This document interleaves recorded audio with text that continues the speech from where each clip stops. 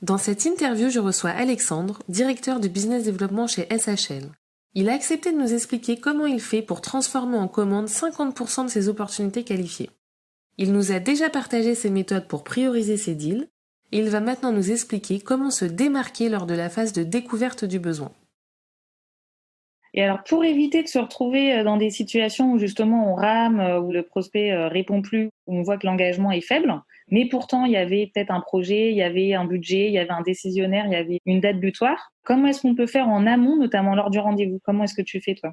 Moi, ce que je conseille, c'est de considérer la vente aujourd'hui, en particularité la vente de solutions complexes, comme un sport de haut niveau. C'est-à-dire que c'est une échéance avec un client et à chaque itération avec le client, on doit être au top. On doit apporter de la valeur au client. Si à un moment, le client sort du rendez-vous et qu'on lui a pas apporté de la valeur, qu'il ne nous identifie pas comme un interlocuteur crédible, on a perdu. Et donc pour ça, pour moi, ce qui est impossible, c'est un rendez-vous, ce qu'on appelle le rendez-vous de découverte. Moi, je déteste ce mot. Il ne devrait pas y avoir de rendez-vous de découverte. On n'est pas censé découvrir des clients. On est censé arriver avec une hypothèse. Moi, demain, je suis prospect. Vous arrivez chez moi, vous me prenez un rendez-vous, passez 1 heure à me poser des questions. Et donc, je me suis sacrément ennuyé, quoi. Qu'est-ce que j'ai appris pendant cette heure-là? Puis après, si vous pensez que vous allez avoir 1 semaine pour analyser ces questions et puis après rappeler pour avoir un autre rendez-vous pour présenter, ça c'était il y a 20 ans, c'est terminé. Aujourd'hui, vos clients, ils savent déjà toute votre boîte sur Internet, ils ont déjà potentiellement aussi contacté des concurrents, ils ont déjà été connectés avec leur pairs sur LinkedIn pour savoir qu'est-ce qu'ils pensent de tel ou tel prestataire. Vous ne pouvez pas vous permettre d'arriver et juste poser des questions. Donc moi, la reco, c'est le premier rendez-vous, de s'informer sur le client via, par exemple, les rapports financiers, via les profils LinkedIn des interlocuteurs que vous allez rencontrer, via les partenaires également de votre entreprise qui travaillent déjà avec ce prospect, pour faire en sorte d'arriver avec une idée en tête et de présenter quelque chose. Et de dire, voilà, vous êtes dans le retail, je pense que vous avez un sujet autour de l'absentéisme. En plus, j'ai lu dans votre rapport financier. Donc, j'imagine que ça peut être un sujet pour vous. Qu'est-ce que vous en pensez? Option A, vous allez taper dans le mille. Alors là, c'est génial. Là, au niveau de la différence que vous allez faire par rapport à vos concurrents, elle est monstrueuse. Votre prospect, il va dire, enfin, il y a quelqu'un qui m'a compris, qui sait de quoi je parle, qui n'est pas juste là pour vendre sa sauce. Et là, il va vous donner des informations qu'il ne donnerait pas à d'autres. Hypothèse B, vous êtes complètement tombé à côté de la plaque. Il n'y a pas du tout ce problème-là. Mais si votre raisonnement, il est cohérent, l'idée, c'est de montrer que vous avez bossé, en fait. Et qu'il voit que vous connaissez le rapport financier, vous connaissez des gens qui bossent avec eux, vous avez déjà un historique parce que vous avez déjà travaillé avec des concurrents, etc. Du coup, il veut dire, OK, alors mon sujet, c'est pas trop ça, mais c'est ça, mais vous allez gagner en crédibilité parce que quoi qu'il arrive, si vous posez une liste de questions, ça sera toujours inutile pour votre prospect. Donc, à partir du moment où vous avez bâti cette crédibilité-là, c'est là où vous allez commencer à proposer une expérience de vente qui sera différenciante, vous démarquer de vos concurrents. C'est vrai que ça permet de se positionner presque d'égal à égal. Donc, tu arrives avec un vrai parti pris. Est-ce que c'est pas un petit peu risqué quand même, cette technique effectivement qui va un peu à contre-pied de tout ce qu'on dit sur les entretiens de découverte? Est-ce que c'est pas risqué si jamais tu as pris le mauvais parti pris, que le client te suive pas en fait et s'offusque et dise non, moi c'est pas du tout ça, vous êtes complètement pas, vous m'écoutez pas? Je dirais que c'est pas risqué de présenter des conclusions qui sont fausses à partir du moment où le raisonnement est cohérent. Ce qui est risqué, c'est de passer pour quelqu'un d'arrogant. On parle beaucoup de capacité d'écoute et je suis 100% d'accord. Maintenant, je trouve que l'erreur qu'on fait tout le temps, c'est qu'on pense que la capacité d'écoute est égale à la somme des questions qu'on est capable de poser. Il n'y a pas besoin de poser des questions pour écouter. Ça, c'est hyper important.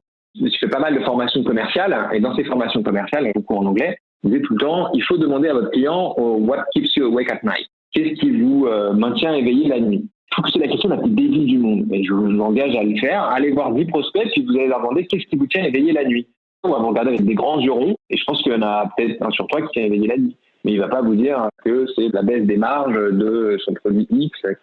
Donc ça, c'est un premier point. C'est-à-dire que le fait d'arriver avec une proposition et que la personne la démonte en face en disant « non, c'est pas ça, en fait, notre sujet, c'est ça », OK, vous allez gagner. Il va vous donner ce que c'est en vous expliquant que vous avez tort. C'est parfait. Il va probablement beaucoup plus vous donner d'informations que si vous lui avez demandé, vous lui avez posé une page blanche sur la plage en disant « Monsieur le prospect, s'il vous plaît, dessinez-moi vos problèmes ». Ça marche pas. Donc, je dirais, ce qui est très important, c'est de pas passer pour quelqu'un d'arrogant. Vous faites une hypothèse, vous reconnaissez qu'elle peut être vraie ou fausse, mais qu'en tant qu'expert de l'industrie, ça peut être intéressant d'émettre une hypothèse basée sur les best practices de vos clients. Mais si elle est fausse, surtout n'hésitez pas à me contredire. Le risque pour moi, c'est pas de se tromper, c'est de paraître pour quelqu'un d'arrogant. Donc, il faut prendre le temps, il faut expliquer que c'est une hypothèse, il faut expliquer la démarche. Et puis surtout, quand le client vous dit que vous êtes complètement gouré, c'est là où il faut écouter. La personne vous donne l'information qui vous intéresse. Là, vous vous taisez, vous écoutez et vous montrez derrière, OK, merci, je comprends pourquoi je m'étais trompé, etc. Et alors, le parti pris, tu le choisis par rapport aux recherches que tu as fait sur l'entreprise, les problématiques, la situation actuelle. J'imagine que tu prends un parti pris aussi par rapport à ta solution? Exactement. Grosso modo, alors ça, il faut un petit peu d'expérience, en tout cas dans son entreprise, il faut bien connaître la solution et on commence à comprendre quel deal on gagne et quel deal on perd. J'en reviens à des méthodes de vente hyper classiques. Sur les leviers d'achat, moi je me souviens en cours d'école de commerce, on apprenait ce que c'est son cas, c'est sécurité, orgueil, nouveauté, confort, etc. Donc toutes les solutions, elles sont pas bonnes pour tout. C'est-à-dire que des fois, vous pouvez travailler pour le prestataire qui va être bon pour amener de la sécurité au client. Tu peux nous rappeler le principe?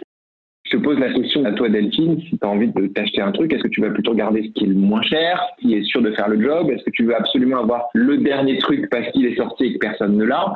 Et donc ça va se retrouver sous l'acronyme SONCAS, S-O-N-C-A-S. Il m'en manque un, mais les 5 premiers, c'est sécurité, orgueil, nouveauté, confort, argent, et le dernier S, je m'en souviens jamais. L'idée derrière, c'est d'essayer de comprendre ce qui peut faire pivoter un de tes clients. Au bout d'un moment, tu te rends compte que toi, dans ta boîte, tu gagnes principalement que les deals sécurité. Donc, tu vas gagner que les deals argent, parce que tu sais que toi, t'es le moins cher et c'est ça ton avantage concurrentiel. Et donc, tu sais pertinemment, des fois, qu'avec ta solution, si tu vas voir un client qui veut absolument acheter de la nouveauté, tu sais que tu as paumé parce que c'est pas toi le meilleur là-dessus et qu'en plus le marché ne te reconnaît pas là-dessus. Donc là, j'en reviens à comment identifier ces opportunités. Derrière, si tu décides d'y aller, il faut que tu aies un plan, quoi. Il faut que tu aies un moyen de retourner le client, c'est possible, hein, mais il faut que tu aies moyen de retourner le client et qu'il ne considère plus la nouveauté comme son principal levier d'achat. Ok, donc tu identifies ce qui est le plus important pour lui pendant le rendez-vous et toi, tu connais de toute façon les forces de ta solution. Ce qu'on peut appeler aussi USP, qui sont les avantages compétitifs. Alors, USP, c'est Unique Selling Points. C'est vraiment les avantages. On peut différencier les solutions selon la méthodologie BAC, donc bénéfices, avantages, caractéristiques. Donc la caractéristique, c'est j'ai un moteur qui est plus puissant. L'avantage, c'est que tu vas aller plus vite. Le bénéfice pour le client, c'est vu que tu es arrivé tout le temps en retard chez le docteur, tu seras plus jamais en retard chez le docteur. Donc, quand tu vas parler à ton client, tu vas ne parler que bénéfices clients.